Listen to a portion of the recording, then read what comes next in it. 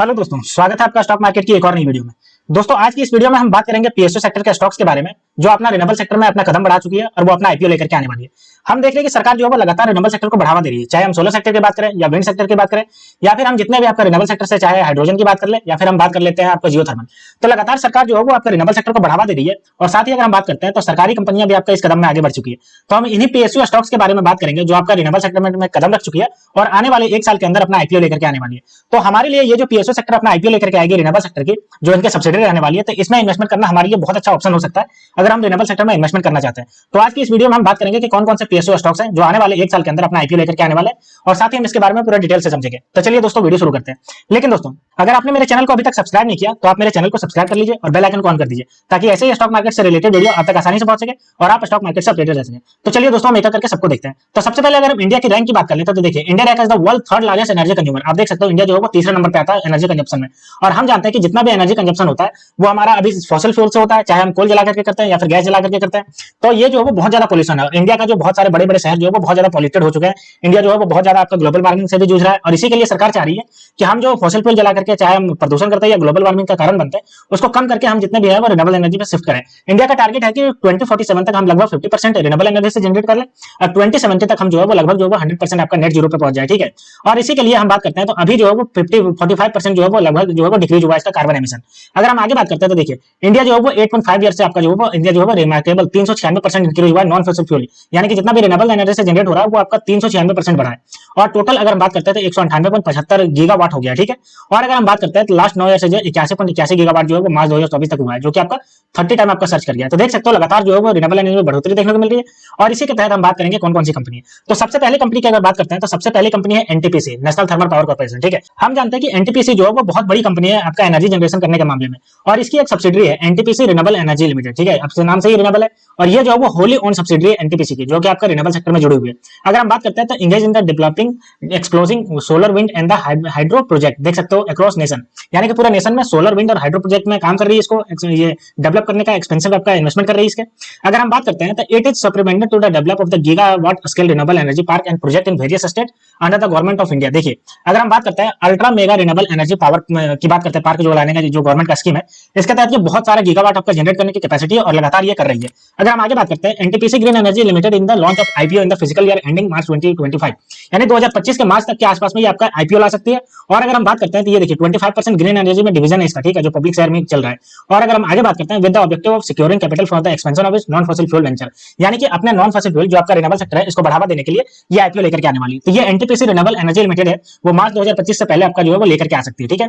अगर हम बात करते हैं तो in addition to its IPO plan the company aim to augment the renewable energy capacity to 4 to 5 gigawatt and coal fired power capacity 3 gigawatt. देखिए, 2025 तक ये 4 से 5 गीगावाट जो है वो रिन्यूएबल एनर्जी से जनरेट करने की बात भी कह रही है। तो आप सोच सकते हो कि कितना ज्यादा इसका है। अगर हम बात करते हैं इसका तो 10,000 करोड़ का इसका आईपीओ रहने वाला है, जो कि नवंबर 2024 के आसपास ये आ सकता है। ठीक है। तो ये हो गया। अब अगर हम बात करते हैं इसके बारे में तो देखिए, इसका अगर प्राइस की बात करते हैं तो देख सकते हो आप इसका प्राइस एक दिन में अंदर 2.41% से बढ़ा है। अभी का बात करते हैं तो 354 रुपए 40 पैसे बचा करके बंद हुआ फ्राइडे को।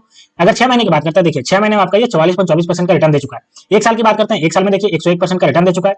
अब हम बात करते हैं इसके पूरे फंडामेंटल, तो फंडामेंटल देखिए हमारे पास ये आ गया। मार्केट कैप की बात करते हैं तो 3,44,716 करोड़ का मार्केट कैप है।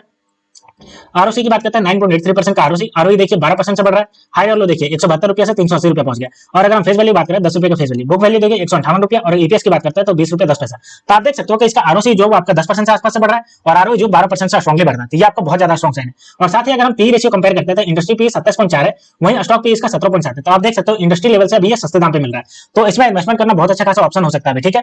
अब अगर हम बात करते हैं दूसरा स्टॉक्स के बारे में जो आपका पीएसयू सेक्टर का है, तो दूसरा स्टॉक है आपका एसजेवीएन, सतलुज जल विज्ञान लिमिटेड। ठीक है। आप देख सकते हो इसके बारे में बात करते हैं तो SJVN green energy limited is a subsidiary of the SJVN limited, यानी कि एसजेवीएन ग्रीन एनर्जी जो है वो एसजेवीएन की सब्सिडरी है, जो कि आपका रिन्यूएबल सेक्टर में है। Mini Ratna category 1 and schedule central public sector enterprise है। ये आपकी मिनी रत्न कंपनी है एसजेवीएन, आप जानते हो। ठीक है। और अगर हम बात करते हैं तो ministry of power government of India से कंट्रोल है। SJVN green energy limited develop renewable energy project, particularly solar project, यानी कि ये पर्टिकुलरली जो है वो सोलर प्रोजेक्ट में आपका जनरेट करने का काम करती है। ठीक है। The company has plan to develop solar project with the capacity of more than 1.3 gigawatt in Maharashtra under the Mukhyamantri Saur कृषि वाहिनी योजना। देख सकते सकते हो 1.3 गीगावाट का महाराष्ट्र में आपका जो सोलर पार्क लगाने वाले मुख्यमंत्री सौर कृषि वहन योजना के तहत।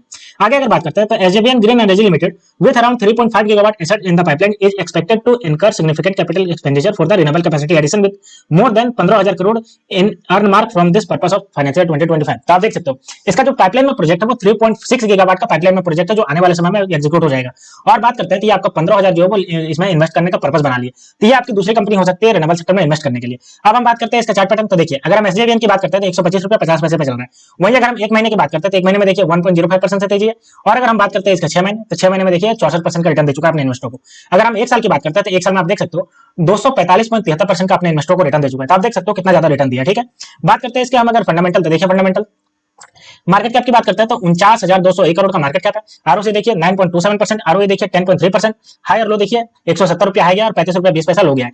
फेस वैल्यू की बात करें 10 रुपये का फेस वैल्यू। अगर हम बुक वैल्यू की बात करते हैं तो 36 रुपया 50 पैसा और ईपीएस की बात करते हैं तो देखिए 2.21 है। ठीक है, स्टॉक पी की अगर बात करते हैं तो देखिए इंडस्ट्री पे 27.4 है और वहीं स्टॉक पी देखिए 55.1 है। तो अभी आपको जो है वो महंगा मिल रहा है। ठीक है, क्यों ये आपका डबल महंगा मिल रहा है, लेकिन चूंकि इसके सब्सिडरी जो है वो अच्छा खासा परफॉर्म करेगी, रिन्यूएबल सेक्टर की है और आपकी ये गवर्नमेंट की मिनी रत्ना कंपनी है, तो एक अच्छा खासा ऑप्शन हो सकता है इसमें इन्वेस्टमेंट करने को। अब अगर हम तीसरे पीएसयू स्टॉक्स की बात करते हैं तो वो आपका NHPC national hydro power corporation, NHPC renewable energy limited NREL. ठीक है, ये आपकी होली ओन सब्सिडरी एनएचपीसी की, जो कि आपका prepare to independently list its share on the Indian stock exchange within the next 3 year according to the company management. यानी कि आने वाले 3 साल में ये आपकी इन्वेस्टमेंट में आपका जो कर सकती है आपका नेशनल स्टॉक एक्सचेंज में लिस्टेड हो जाएगी।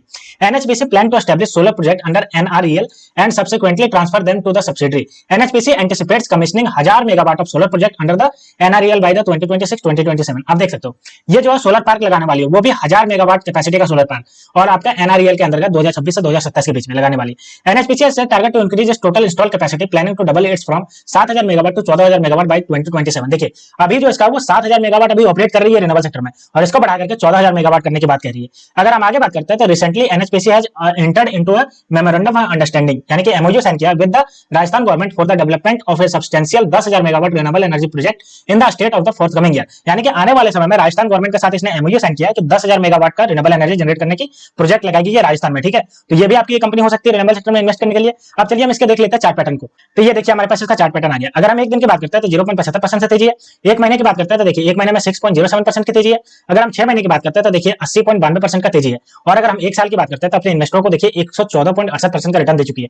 प्राइस की बात करते हैं तो 94 रुपये 35 पैसे का प्राइस है। अब चलिए हम इसके देख लेते हैं फंडामेंटल। तो ये देखिए फंडामेंटल आ गया हमारे पास। सबसे पहले हम बात करते हैं मार्केट कैप 94,926 करोड़ का स्ट्रॉन्ग मार्केट कैप। आरओसी देखिए 8.49% का है, आरओई देखिए 10.8% का है। हाई और लो की बात करते हैं तो 42 रुपये 60 पैसा लो गया है और 116 रुपया इसका हाई गया है। फेस वैल्यू की बात करते हैं तो 10 रुपये का फेस वैल्यू। और अगर हम बुक वैल्यू की बात करते हैं तो 38 रुपया 90 पैसा इसका बुक वैल्यू और ईपीएस की बात करते हैं तो 3 रुपया 70 पैसा इसका ईपीएस चल रहा है। तो आप देख सकते हो कि कितना ज्यादा स्ट्रांगली इसका जो आरओसी और अगर हम आरओई की बात करते हैं तो लगातार बढ़ रहा है। अगर हम इंडस्ट्री पी की बात करते हैं तो 27.4 है और अगर स्टॉक पी की बात करते हैं तो 25.5 है। तो आप देख सकते हो ये इंडस्ट्री से अभी सस्ता मिल रहा है, अभी आपको मिल रहा है। ठीक है, तो ये भी एक अच्छा खासा ऑप्शन हो सकता है इन्वेस्टमेंट करने का, आपके रिन्यूएबल सेक्टर में इन्वेस्टमेंट करना चाहते हैं तो। अब अगर हम अगले पीएसयू स्टॉक्स की बात करते हैं तो वो है आपका ONGC green limited. ONGC green limited a subsidiary of oil and natural gas corporation, यानी कि ओएनजीसी की आपकी सब्सिडियरी है ओएनजीसी ग्रीन लिमिटेड और जो है वो process of the preparing for the IPO, यानी कि आईपीओ लाने के आपके प्रोसेस कर रही है। ONGC Green Limited was established as the wholly owned subsidiary of the ONGC. Primarily, company is focused in the development of the energy, biofuel, green hydrogen and carbon capture. देखिए, green hydrogen के काम में ये घुसी हुई है और उसको जनरेट करने का काम कर रही है। साथ ही अगर हम बात करते हैं तो बायोफ्यूल आपका जनरेट करने का काम कर रही है और देखिए इसको जो है वो आपका जितना भी कार्बन है उसको कैप्चर करने का काम कर रही है। ठीक है, और आपको कार्बन कम करके रिन्यूएबल सेक्टर में जनरेट करने का काम कर रही है और स्पेशली आप ध्यान दीजिए ग्रीन हाइड्रोजन के सेक्टर में ये घुसी हुई है। ठीक है, ONGC Green Limited intended to participate in various sector within renewable energy, including solar, wind, hybrid, tidal and geothermal energy. देखिए किस में घुस रही है? Solar, wind, hybrid, hydel, tidal and the geothermal energy में, as well as biofuel, biogas, green hydrogen and associated with the drive of the green ammonia and green methanol. देखिए green hydrogen और green ammonia और methanol ये जो है वो most important आपको देखने वाले नोटिस करने वाली बात है। तो आप देख सकते हो यहाँ ग्रीन हाइड्रोजन में घुसी हुई है और आप देख सकते हो ग्रीन मेथनॉल और आपका अमोनिया की बात करते हैं तो इसमें आपका ये काम कर रही है। ठीक है, अगर हम आगे बात करते हैं देखिए in March company board approve 990 million equity investment in its newly established wholly owned subsidiary ONGC green. Additionally its board has granted in the principle approve for the additional investment of 11 billion. देखिए ये जो है अभी मार्च में 990 billion का equity जो investment है वो रिसीव की है और इसका जो बोर्ड है वो 11 बिलियन का ओएनजीसी ग्रीन में इन्वेस्टमेंट करने का अप्रूवल दे चुका है। तो आप सोच सकते हो कि 11 बिलियन का जब इसमें इन्वेस्टमेंट हो जाएगा तो ये ग्रीन हाइड्रोजन की कितनी बड़ी कंपनी बन जाएगी और आपका रिन्यूएबल सेक्टर की कितनी बड़ी कंपनी बन जाएगी।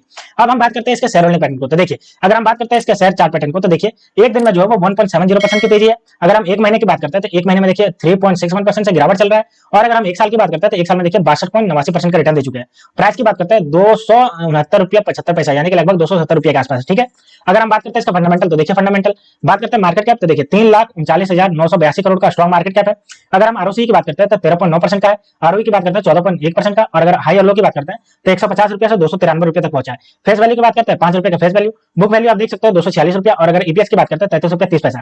और अगर हम बात करते हैं पी रेशियो, तो इंडस्ट्री पी देखिए 16.7 है और इसका स्टॉक पी देखिए 7.41 है। तो देख सकते हो लगभग आधे दाम पे मिल रहा है इंडस्ट्री लेवल पे, ठीक है। तो ये भी आपका एक अच्छा ऑप्शन हो सकता है इन्वेस्टमेंट करने को। और खास करके दोस्तों ये ध्यान रखिए, क्योंकि इसकी जो कंपनी है सब्सिडरी कंपनी ओएनजीसी ग्रीन, वो आपका हाइड्रोजन में भी जनरेट करने का काम कर रही है और अमोनिया भी जनरेट करने का काम कर रही है, साथ ही आपका जो है वो मिथेन भी जनरेट करने का काम कर रही है। तो ये आपकी बहुत अच्छी खासी इन्वेस्टमेंट ऑप्शन हो सकता है अगर आप ग्रीन हाइड्रोजन सेक्टर में इन्वेस्टमेंट करना चाहते हैं। तो दोस्तों ये थे आपके रिन्यूएबल सेक्टर के 4 ऐसे स्टॉक्स पीएसयू सेक्टर के, जो रिन्यूएबल सेक्टर में आने वाले समय में आपको आईपीओ से दिख सकते हैं और इन्वेस्टमेंट करके आपका रिन्यूएबल सेक्टर को बहुत ज्यादा बूम करता हुआ नजर आएगा। और सरकार भी लगातार फोकस कर रही है रिन्यूएबल सेक्टर को बढ़ावा देने के लिए। तो ये जो सरकारी कंपनी है पीएसयू कंपनी, ये बहुत ज्यादा आपको बढ़ता हुआ नजर आ सकता है। इनका अगर आईपीओ आ गया तो आप इसमें इन्वेस्टमेंट को जरूर कंसीडर करिए। तो दोस्तों ये थे आपके 4 पीएसयू सेक्टर के स्टॉक्स जो आपका रिन्यूएबल सेक्टर में है और आपका आने वाले समय में आईपीओ लेकर के आने वाले।